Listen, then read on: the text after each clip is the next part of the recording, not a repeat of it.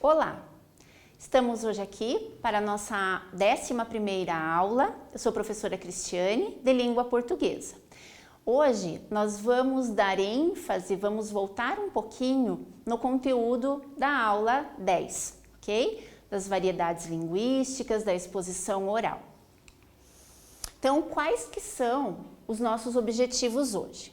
Identificar as variedades linguísticas presentes em trechos da obra literária Quarto de Despejo, de Carolina Maria de Jesus. Eu espero que vocês não tenham esquecido da nossa autora, né? Nossa personagem e também autora. Nós comentamos sobre ela lá quando falamos sobre transcrição de discurso, lembram?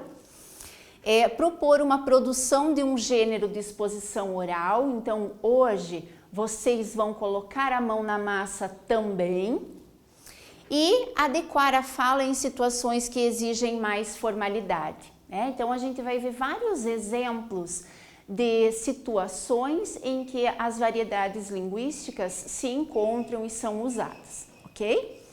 Então, para quem não lembra ou para quem ainda não foi instigado a ler a obra Quarto de Despejo, eu vou fazer aqui um breve spoilerzinho para vocês, certo?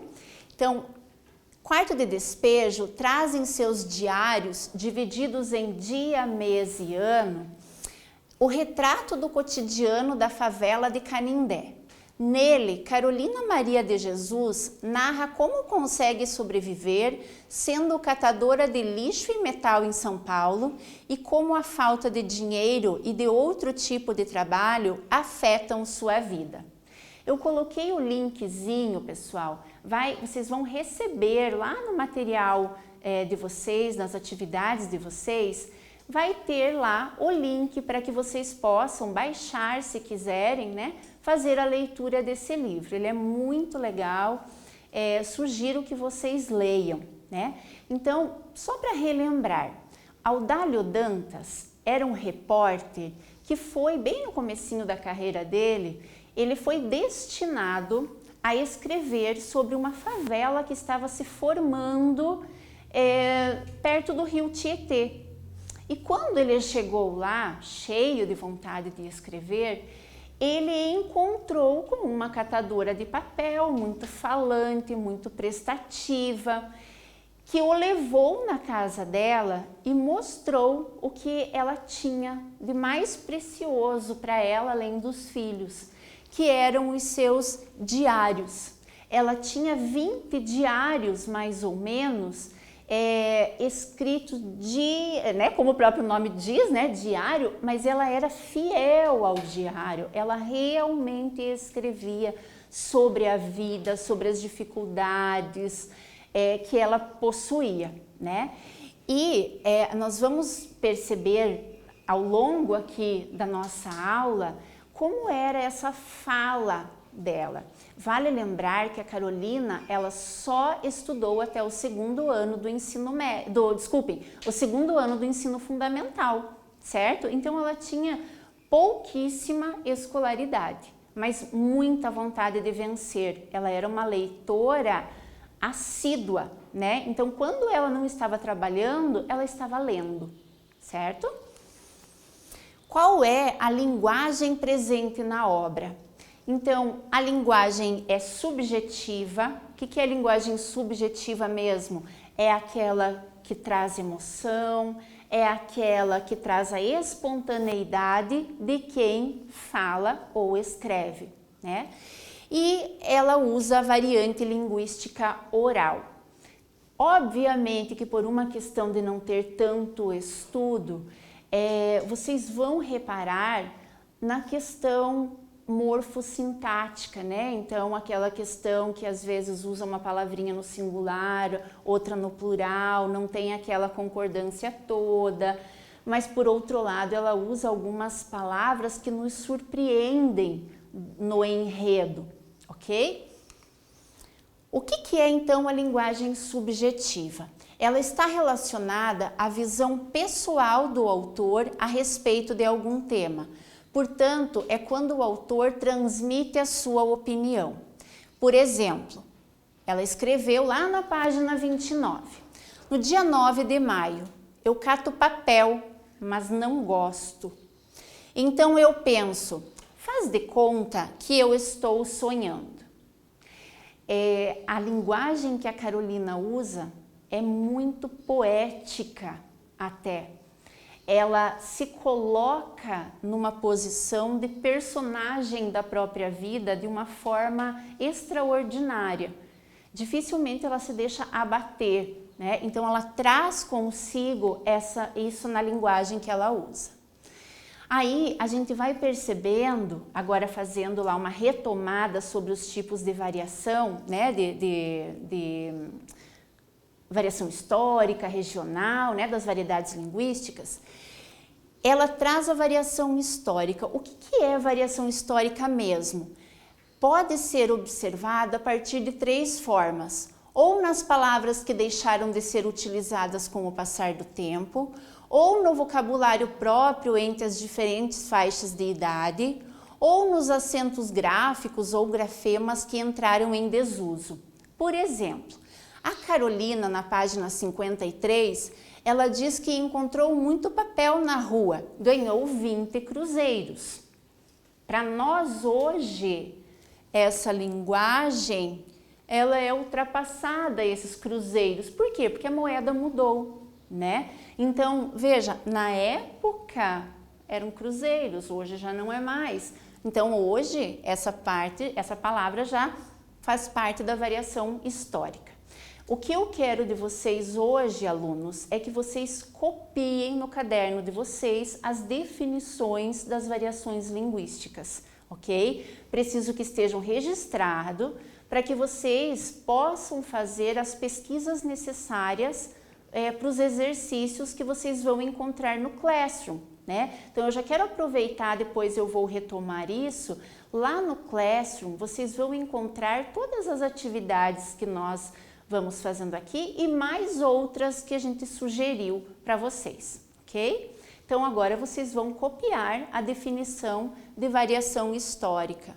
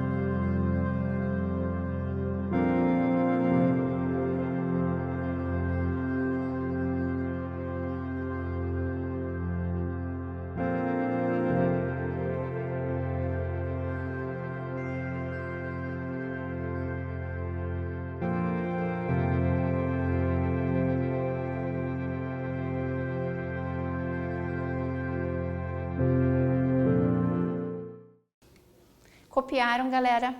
Então vamos para o próximo. A variação regional. Essa variação ocorre quando a mesma língua é falada de forma diferente, de acordo com a localidade do falante. Então, a Carolina Maria de Jesus, lá no livro dela, várias vezes ela usa a palavra média. Eu vou tomar uma média, né? No começo, a gente fica pensando, o que será que é essa média, né? Será que tem a ver com bebida alcoólica? O que seria isso? E ela dizia, né? Vou fazer uma média e comprar pão. Vou comprar pão e vou fazer uma média. Aí a gente descobriu-se que média era o café com leite, né? Então é uma variedade da região, ok? Novamente, eu preciso que vocês copiem o que significa então a variação regional.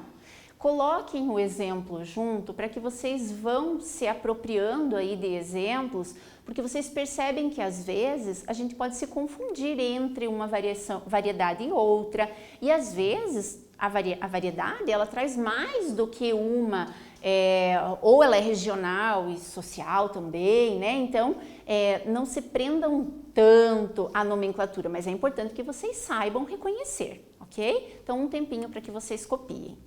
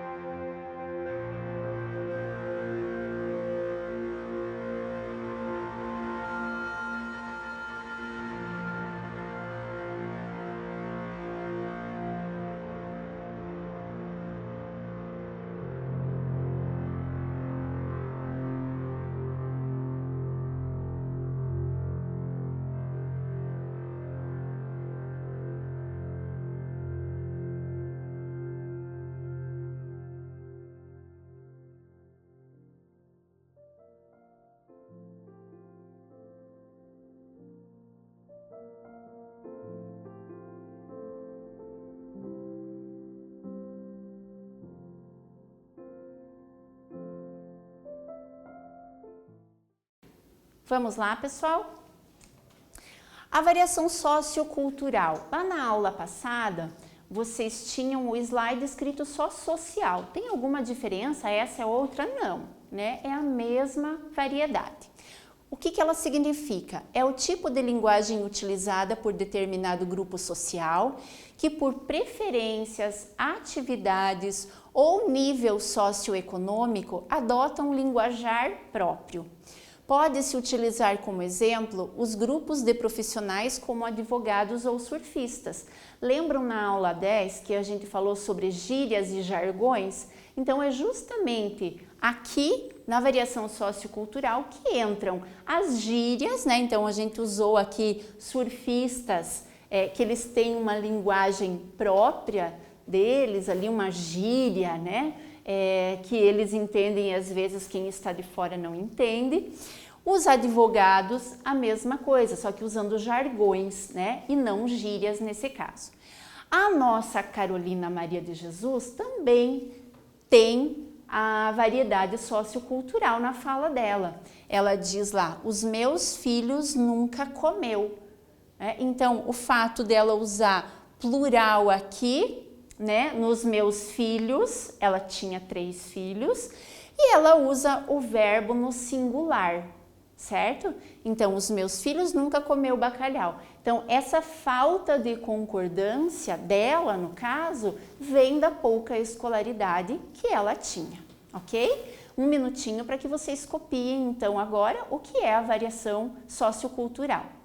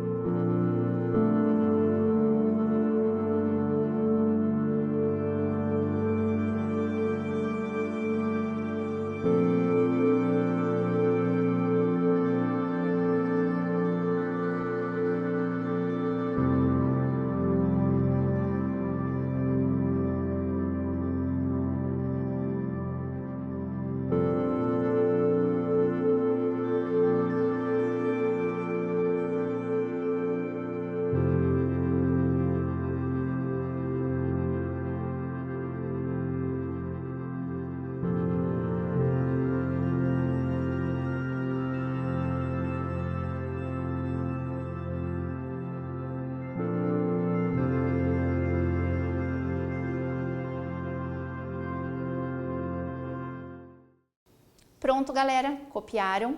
Então agora a gente vai fazer um testezinho, um exercício para vocês testarem os conhecimentos de vocês.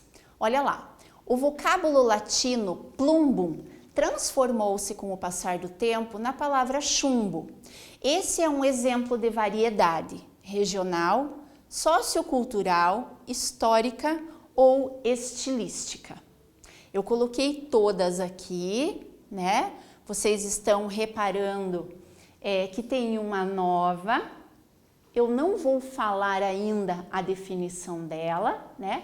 Aí, depois nos outros slides, a gente já vai falar sobre a outra. Pensem aí o que vocês acham que é. Plumbum, então, é do latim, né? Está na tabela periódica, mas nós utilizamos chumbo, certo? O que aconteceu com esta palavra, né? Ela sofreu essa transformação, mas foi por uma questão regional, sociocultural, de estilo das pessoas falarem, ou historicamente essa palavra sofreu modificações. Pensem um pouquinho e nós já voltamos.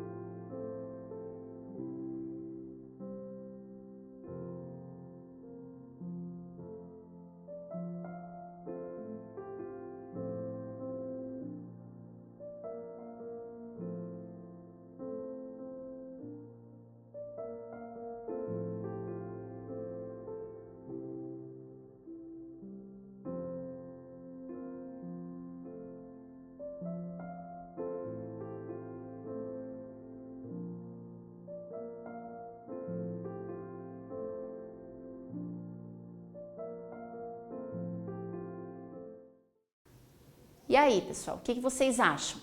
Plumbum, chumbo, é uma variedade o quê? Acertaram? Histórica. Por que ela é histórica? Porque, primeiro, né, o latim não se fala mais, né? O latim é uma língua morta. Mas o que nós usamos do latim? Nós, da língua portuguesa, temos a nossa base no latim e no grego, né? Então, obviamente que nós vamos continuar ensinando, né, com base nessas palavras, mas não se usa mais falar a palavra em latim, né? Então, é por isso que ela é histórica, certo? E agora a variação estilística. Ela está presente na expressividade individual de uma língua e considera o mesmo indivíduo em diferentes situações de comunicação. Se está em ambiente familiar, profissional, grau de intimidade e tipo de assunto tratado e quem são seus interlocutores. Então, o que acontece na estilística? O mesmo falante, ele sabe adequar a fala dele para diferentes situações comunicativas, certo? Que foi o que a gente deu bastante ênfase lá na aula 10. Se eu estou numa situação de comunicação bem informal, se eu estou conversando com crianças, com meu colega, com os meus pais, se eu estou em casa, eu uso uma linguagem mais descontraída, mais espontânea. Se eu estou no ambiente de trabalho ou se eu estou apresentando um trabalho na minha sala de aula, na minha escola, por exemplo, eu vou usar uma variedade, mais adequada àquela situação comunicativa, ok? E no livro, a Carolina de Jesus, lá na página 151, ela escreveu: deixei o leito às 7 horas, estava indisposta. Primeiro, quero chamar a atenção de vocês para a falta de crase aqui. Não é um erro da professora, nem um erro de digitação, ok? Tudo o que está escrito, retirado do livro, está escrito como a autora escreveu, beleza? Mas isso não tem nada a ver com a variedade. Aqui eu só quis chamar a atenção de vocês, porque vocês podem ter reparado, né? Leito e indisposta. Veja, lembram que a Carolina ela não tem escolaridade? Quem que não tem escolaridade e usa a palavra leito no seu vocabulário? Então, ela traz consigo, ela já se apropriou de um vocabulário mais enriquecido por conta da leitura que ela fazia, né? Ela lia muito, como eu falei para vocês. Eu estava indisposta, olha, outra palavra, né, de quem tem um vocabulário mais aprimorado. Então, agora mais um quiz para vocês pensarem um pouquinho. Aipim, costelinha, macaxeira, maniva são algumas designações para a nossa conhecida mandioca. Esse fenômeno revela que a planta é nomeada conforme as particularidades que apresenta, os nomes referem-se a espécies diferentes da planta conforme a região. Existem variedades regionais para nomear uma mesma espécie de planta, ou mandioca é o nome específico para a planta da região amazônica. O que vocês acham que essa planta, né, ela recebe diferentes denominações por conta de qual dessas justificativas? Pensem um pouquinho e nós já voltamos.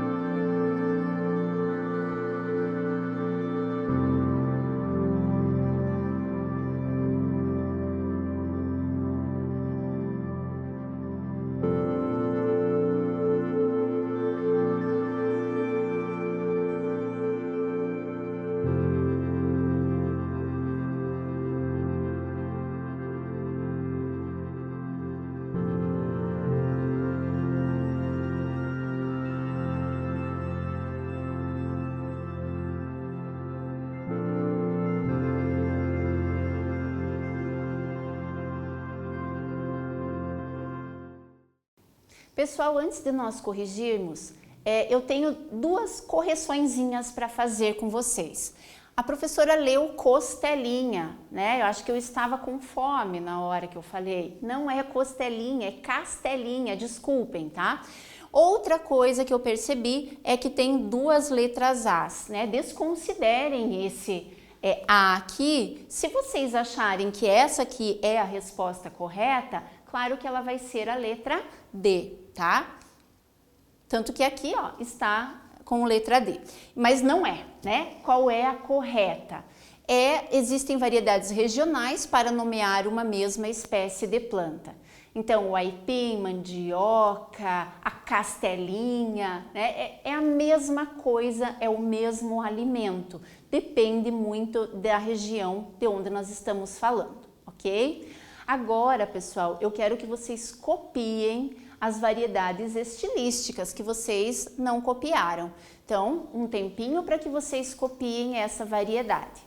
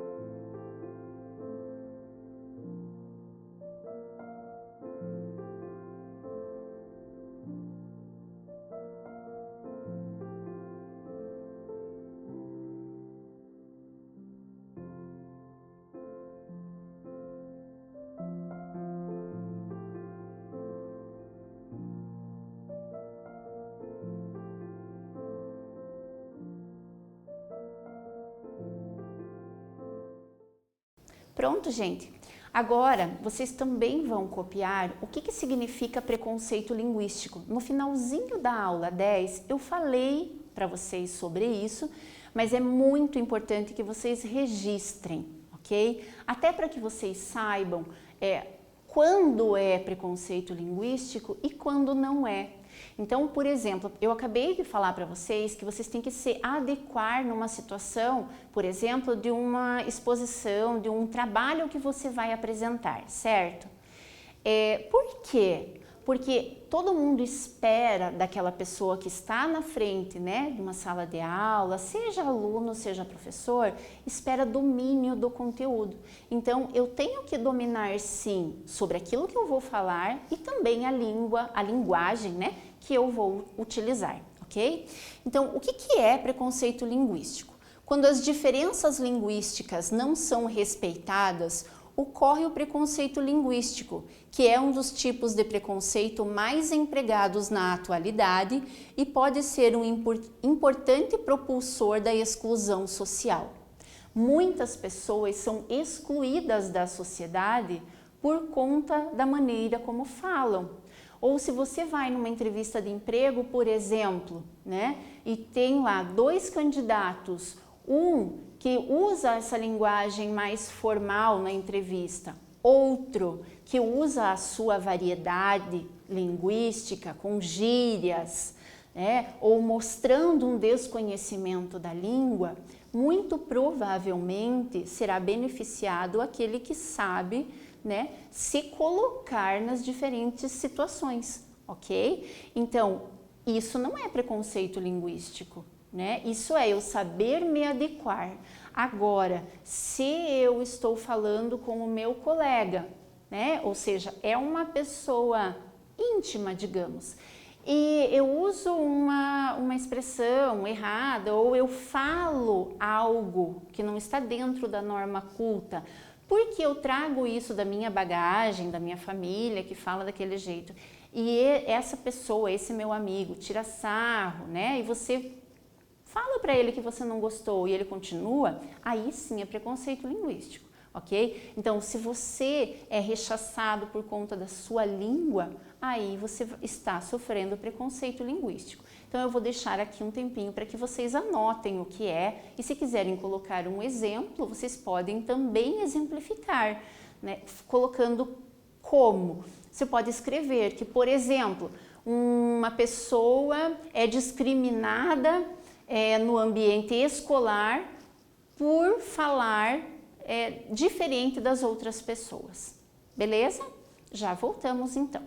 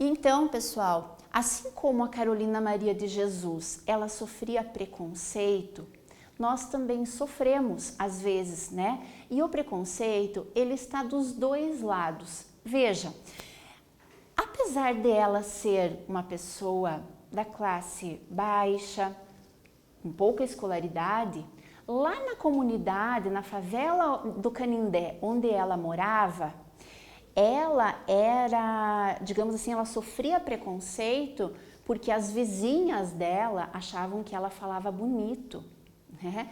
Então elas não gostavam da Carolina, porque elas diziam que a Carolina atraía as pessoas, porque ela sabia usar as palavras. Ao mesmo tempo, enquanto a Carolina não estava naquele ambiente hostil, não estava na favela, né, ela também sofria preconceito justamente pelo motivo contrário, por não dominar a língua tanto assim. Então vocês vejam como a nossa sociedade ela é preconceituosa, né? A gente precisa tomar muito cuidado para a gente não fazer com que o outro se sinta desvalorizado, ok?